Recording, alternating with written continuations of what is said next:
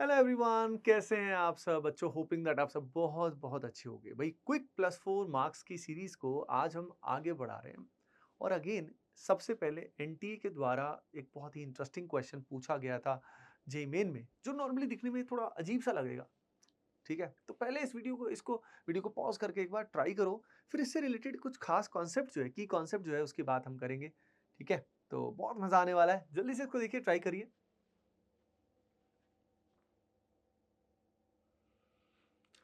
हाँ जी एवरीवन, चलो hoping that आप सब ने इसको देखा होगा, ठीक से ट्राई किया होगा।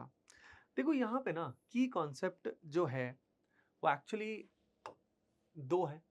एक तो ये जो पर्टिकुलर ग्रुप आपको दिखाई दे रहा है, ये जो पर्टिकुलर ग्रुप है, इसको देख के समझ नहीं आता है कि भाई ये करना क्या चाह रहा है। अनलेस हमें पहले से नॉलेज है तो हो जाएगा। तो ये क्या है, इसके बारे में हम बात करेंगे। उसके अलावा ये जो दिया हुआ है, ये फिर भी कुछ को पता है कुछ को नहीं पता है। भाई ये जो छोटा सा टी दिया होता है, एक्चुअली ये बोलना चाह रहा है टर्शरी ब्यूटॉक्साइड आयन। और ये हॉफमैन एलिमिनेशन यानी एलिमिनेशन रिएक्शन जो होती है उसमें यूज होता है, जिसमें लेस सब्स्टिट्यूटेड एल्कीन मेजर बनता है प्रोडक्ट। और इसको अगर बड़ा करके दिखाएं तो जो स्ट्रक्चर बनता है वो कुछ इस तरीके का बनता है, जो आपको यहाँ पे दिखाई दे रहा है।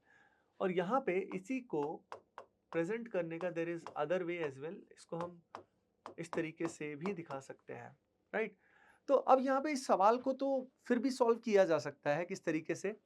अगर हमें हॉफमैन एलिमिनेशन क्लियर है तो हमें दिख जाएगा कि अच्छा एल्कीन होना चाहिए, बनना चाहिए।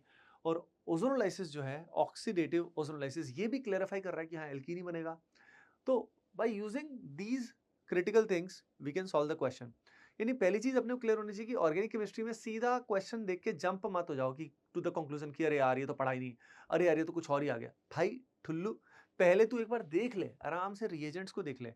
हो सकता है उसकी हेल्प से तुझे समझ में आ जाए, या ऑप्शंस की हेल्प से तुझे समझ में आ जाए कि हो क्या रहा है। तो सवाल तो बन जाएगा। तो एक चीज क्रिटिकल बात समझ में आई आपको, कि सवाल करने के लिए जरूरी नहीं है आपको सारी चीजें आती हो। ठीक है, कई बार 60% आता है, 50% आता है, उससे भी हमारा काम बन जाता है। ओके, अब बात आती है कि भाई यहाँ पे ये क्या है। तो ये एक्चुअल में एक लिविंग ग्रुप है, और it is a type of good leaving group जो किसी एलिमिनेशन या सब्स्टिट्यूशन रिएक्शन दोनों जगह यूज होता है। तो ये जो गुड लिविंग ग्रुप्स हैं, इनको कैसे पहचाने, कहाँ से क्लीव करें, क्या करें, तो इस क्वेश्चन को मैं करेंगे दोबारा से।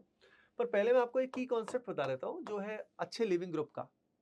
तो देखो ये अच्छा लिविंग ग्रुप जो सबसे कॉमन है वो होता है, अगर मैं आपको बोलूं तो ओटीएस ग्रुप, है ना।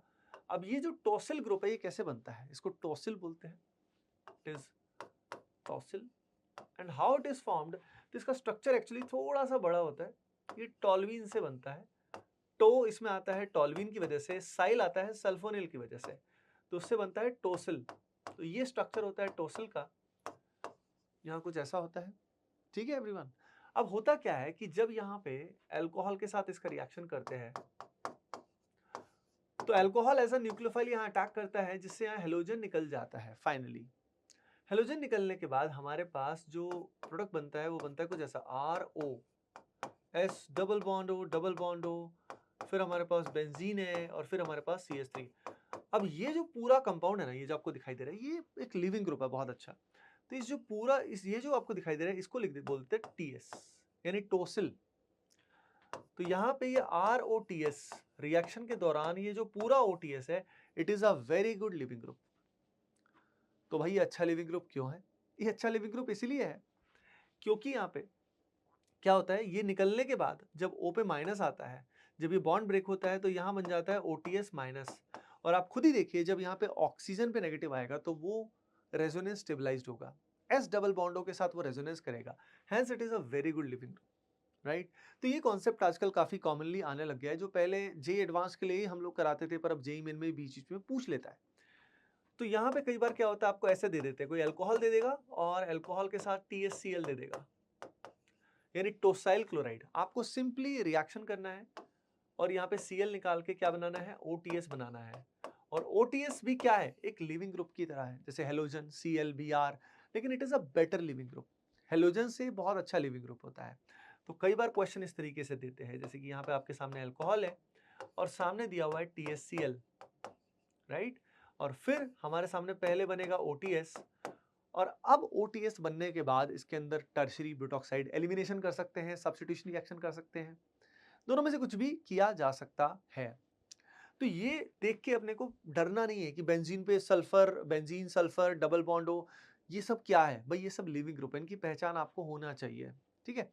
इसी तरह का एक बहुत अच्छा लिविंग ग्रुप बनता है जब यहाँ पे CF3 होता है, बेंजीन की जरूरत नहीं है, यहाँ पे CF3 होता है, 2S डबल बॉन्ड हो और यहाँ पे Cl होता है। तो यहाँ पे जो आपको ये दिखाई दे रहा है, अगेन Cl निकलेगा और यहाँ पे भी एक बहुत ही इंटरेस्टिंग लिविंग ग्रुप क्रिएट होगा। अगेन मैं आपको बताना चाहता हूँ कि यहाँ पे CH3 को हटा के अगर मैं NO2 लगा देता हूँ तो यहाँ पे उसको बोलते हैं नोसाइल ग्रुप। जैसे ये टोसिल ग्रुप है, उसको बोलते हैं नोसाइल। नोसाइल कहाँ से आया सोच सकते हो क्या? Can you think why nosyl? Because of nitro. अगर यहीं पे Br आ जाए तो इसको क्या बोलते हैं पता है? बड़ा फनी नाम है, ब्रो, ब्रोसाइल। ब्रो कहाँ से आया? ब्रो जो हम आपस में बात करते हैं ना, हाँ ब्रो क्या हाल चाल है, वो ब्रो नहीं है, ये ब्रोमीन से आया है, ये ब्रोमीन से आया है। तो इस तरीके से कई सारे वेरिएशन होते हैं जो बहुत ही अच्छे लिविंग ग्रुप होते हैं, जो आते ही क्यों हैं? जाने के लिए, राइट? तो रिएक्शन में बहुत आसानी से रिमूव हो जाते हैं ये। चलो अब हम आ जाते हैं वापस हमारे सवाल पे। तो अगर हमें ये क्लैरिटी आ रही है कि अच्छा, ओ भाई, ये तो सल्फोनिल ग्रुप है। सल्फोनिल ग्रुप है मतलब ये आया ही क्यों है? जाने के लिए। चला जाएगा, इसकी टेंशन लेने का नहीं है भैया आपने को। तो ये जब जाएगा तो अब यहाँ पे एलिमिनेशन होके, ये अल्फा पोजीशन है, बीटा पोजीशन है, लेस सब्स्टिट्यूटेड एल्कीन बन जाएगा। You will get something like this. क्योंकि आप जानते हैं जब बल्की बेस होता है, when the base is bulky, hydrogen will be abstracted from that beta hydrogen which is lower in degree. Hydrogen उस पर्टिकुलर कार्बन से निकलता है जिसका डिग्री कम होता है, जो लेस हिंडर्ड होता है, वहां से रिएक्शन होता है। You got it? तो यहाँ पे अगर हम बात करें ये एल्कीन बनने के बाद, नाउ ओजोनोलाइसिस, वो भी ऑक्सीडेटिव, जिसमें आप इसको ब्रेक करेंगे, इसको ब्रेक करने के बाद यहाँ पे हमारे पास क्या बन जाएगा? कार्बोक्सिलिक एसिड बन जाएगा। बाकी यहाँ पे तो करेक्ट आंसर ये है, लेकिन क्या होता है, फॉर्मिक एसिड फर्दर ऑक्सीडाइज होकर CO2 गैस इवॉल्व करता है, वो यहाँ पे दिया नहीं हुआ है। तो ठीक है, we have to select the best option only, इससे हमारा काम हो जाएगा। तो भाई जब भी लिविंग ग्रुप्स का कॉन्सेप्ट आता है, कन्वेंशनल लिविंग ग्रुप्स के अलावा आप अनकन्वेंशनल लिविंग ग्रुप के लिए भी तैयार रहिए, सल्फोनिल के लिए तैयार रहिए, नोसाइल, ब्रोसाइल, इन सब के लिए तैयार रहिए, राइट? और इन सब में सबसे अच्छा लिविंग ग्रुप कौन होता है? वो होता है N2। N2 is one of the best leaving group. जो पूरी डाइजोनियम सॉल्ट का प्रिपरेशन है, उसकी रिएक्शन है, वो इसी कॉन्सेप्ट पे बेस्ड है कि N2 is one of the best leaving group. Okay बच्चों, सो होपिंग दैट ये कॉन्सेप्ट आपका क्लियर हुआ होगा, आपको मजा आया होगा, है ना? चलो फिर मिलते हैं नेक्स्ट पर्टिकुलर वीडियो में, तब तक के लिए bye bye, take care and keep doing well, love you all.